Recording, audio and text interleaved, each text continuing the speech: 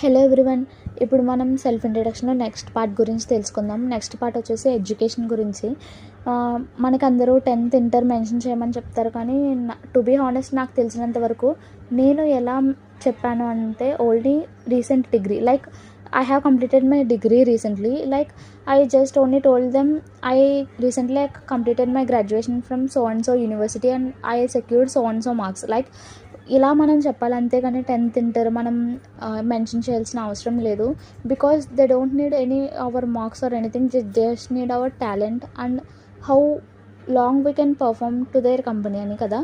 అంటే మార్క్స్ అక్కర్లేదా అంటారేమో, ఆబ్వియస్లీ మార్క్స్ కావాలి. కాకపోతే నేను చెప్పేది ఏంటంటే మీరు ఎప్పుడు మీ ప్రీవియస్ డిగ్రీనే మెన్షన్ చేయండి. అంటే డిగ్రీ అయిపోతే డిగ్రీ, బీటెక్ అయిపోతే బీటెక్, అంతే తప్ప 10th ఇంత, ఇంటర్ ఇంత, ఈ కాలేజ్లో చదవనని మీరు ఏం మెన్షన్ చేయొద్దు. జస్ట్ మీ బీటెక్ ఆర్ మీ డిగ్రీ పాసింగ్ ఇయర్ ఏంటి, పర్సంటేజ్ ఎంత, ఏ లాంగ్వేజ్ ఆర్ ఏ సబ్జెక్ట్స్, అంతే సరిపోతుంది. అండ్ ఇంటర్న్షిప్స్కి వచ్చేసరికి మీరు షార్ట్ టైమ్ ఇంటర్న్షిప్ కానీ లాంగ్ టర్మ్ ఇంటర్న్షిప్ కానీ ఏదో ఒకటి చేసి ఉంటారు compulsory. So it is better to include the internship. ఏదైతే మీకు ఎక్కువ ఎక్స్పీరియన్స్, లైక్ మనకి ఏదైతే ఎక్కువ నాలెడ్జ్ ఉందో ఆ ఇంటర్న్షిప్ ఇంక్లూడ్ చేయండి. Like what is whether it is short term are long term, short term అవ్వచ్చు, లాంగ్ టర్మ్ అవ్వచ్చు, మీకు ఏది ఎక్కువ నాలెడ్జ్ ఉంది. సో నేను ఈ ఇంటర్న్షిప్ బాగా చేశాను, నా హ్యాండ్స్ ఆన్ ఎక్స్పీరియన్స్ ఉంది అని ఆ ఇంటర్న్షిప్ యాడ్ చేయండి.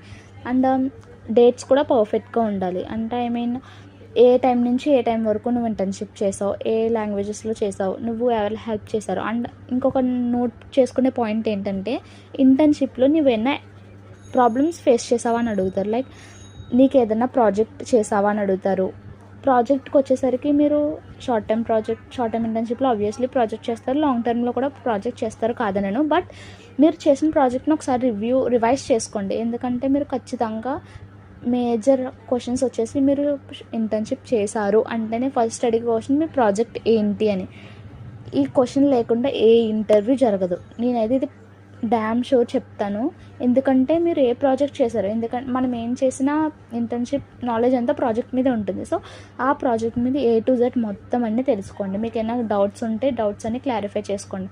అండ్ ఇంకొక నెక్స్ట్కి వచ్చేసరికి మీ నెక్స్ట్ వీడియోలో వచ్చేసి మనం long term goals or short term goals ఉంటాయి కదా, అవి ఎలా చెప్పాలి, ఇంటర్వ్యూలో ఏం చెప్తే ఎఫెక్టివ్గా ఉంటుందని చెప్తాను. సో ఐ హోప్ మీకు ఈ వీడియో మీకు నచ్చిందని అనుకుంటున్నాను. తడబడుతుందని ఏమనుకోకండి. So this is my first time to talk కదా, అందుకు అలా అనిపిస్తుంది మీకు. సో సబ్స్క్రైబ్ చేయొచ్చు కదా ప్లీజ్.